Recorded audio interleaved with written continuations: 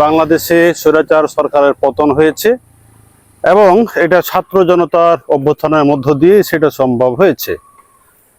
তো এখন কথা হচ্ছে যে কোথায় গেল সে আওয়ামী লীগের দম্ভ?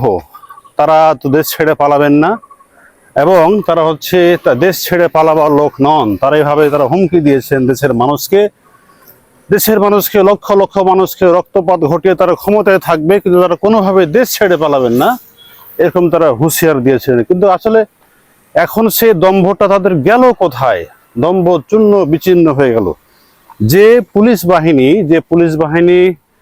পেটুয়া বাহিনীর মাধ্যমে সরকার ক্ষমতায় টিকেছিল, সেই পুলিশ বাহিনী এখন আওয়ামী লীগের যে নৌকা প্রতীক, সে নৌকা প্রতীকের বিপক্ষে চলে গিয়েছেন এবং এই নৌকা প্রতীকটা এতটাই বাংলাদেশে পৌঁছে গিয়েছে এবং জনগণের কাছে ধিক্কৃত হয়ে গেছে।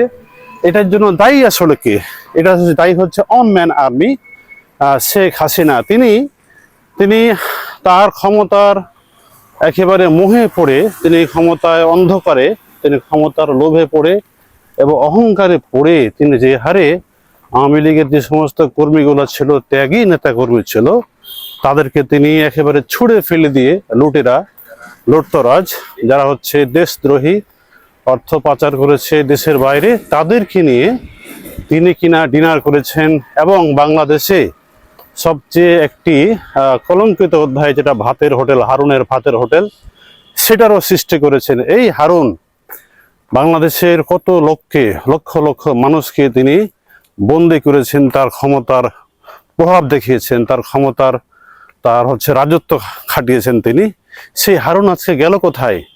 এই হারুন, বিপ্লব, বেনজি, যে সমস্ত লোকগুলা, এরাই মূলত এই আওয়ামী লীগকে ধ্বংস করে গেছে। আওয়ামী লীগের যারা ত্যাগী কর্মী, এদেরকে ধ্বংস করে দিয়েছে। মন্ত্রী এমপিরা যখন এলাকাতে ঢোকে, তখনও কিন্তু এলাকার কর্মীরা, আওয়ামী লীগের কর্মীরা জানে না যে এলাকায় মন্ত্রী এমপি আসবে। কে জানে? ওই এলাকার ইউনো জানে এবং ওই এলাকার থানা পুলিশ জানে। আজকে সেই থানা পুলিশ, আজকে সেই ইউনোরাই আজকে সেই আওয়ামী লীগের বিপক্ষে। তারা পুলিশের ইউনিফর্ম পর্যন্ত তারা চেঞ্জ করতে যাচ্ছে, তারা প্রতীক পর্যন্ত চেঞ্জ করতে যাচ্ছে।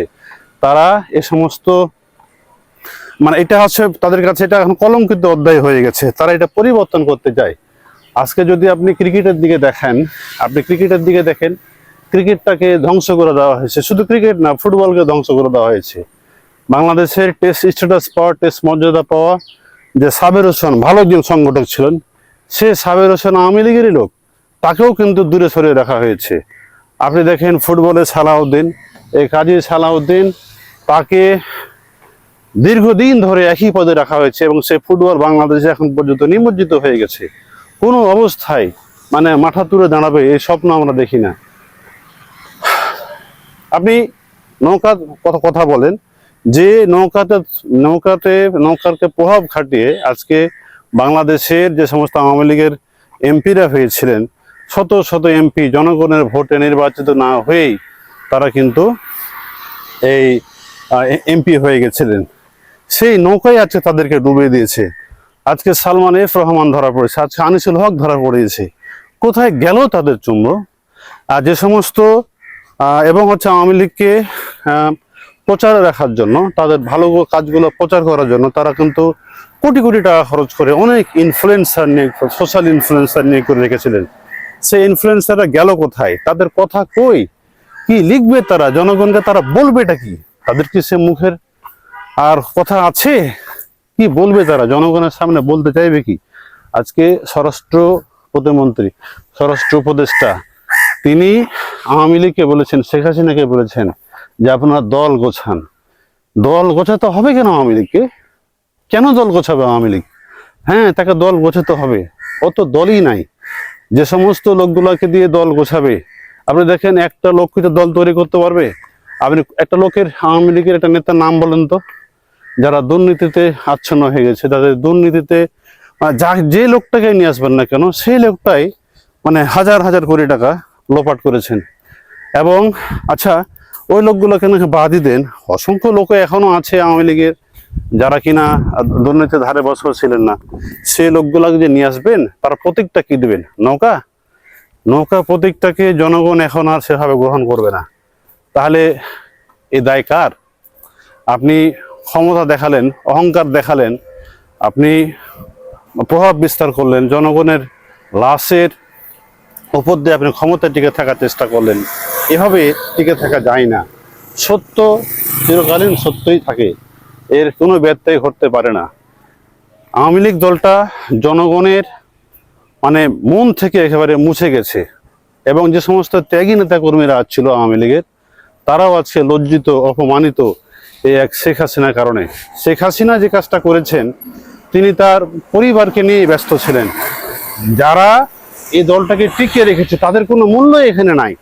আপনি দেখেন মাওলানা হোসেনি, হোসেন সৈয়দ সোহরাওয়ার্দী, তারপরে তাজউদ্দিন আহমেদ, এরপরে সর্বশেষ যে ওদের হচ্ছে সেক্রেটারি ছিলেন হচ্ছে খন্দকার আশরাফ, সেই লোকটাকে পর্যন্ত তারা একদিনের জন্য হলেও মিলাদ মাহফিল করেনি, একদিনের জন্য হলেও 1 মিনিটের জন্য হলেও তারা দোয়া মাহফিল আয়োজন করেনি। কি নিষ্ঠুর, কি নিষ্ঠুর কথা! শুধুমাত্র শেখ হাসিনা আর শেখ হাসিনার বাবা বঙ্গবন্ধু, এই বঙ্গবন্ধু লোকটা সব বিতর্কে ঊর্ধ্বে ছিলেন, কিন্তু শেখ হাসিনার ওদের বাড়াবাড়ির কারণে আজকে বঙ্গবন্ধু মানুষের মন থেকে মুছে যেতে শুরু করেছে। আজকে শেখ হাসিনা এবং তার দল, শেখ হাসিনা তো দেশ থেকে পালাই গেছে, আওয়ামী লীগ এত একটা ঐতিহ্যবাহী দল, সেই দলটা আজকে বঙ্গবন্ধুর 15 আগস্ট শোক দিবস পর্যন্ত পালন করতে পারছে না। কি নির্মম না! এই দায় কি জনগণের? এই দায় কি ছাত্র সমাজের? এই দায় কি বিএনপি জামাতের? নো, তাদের পাপের ফসল আজকে।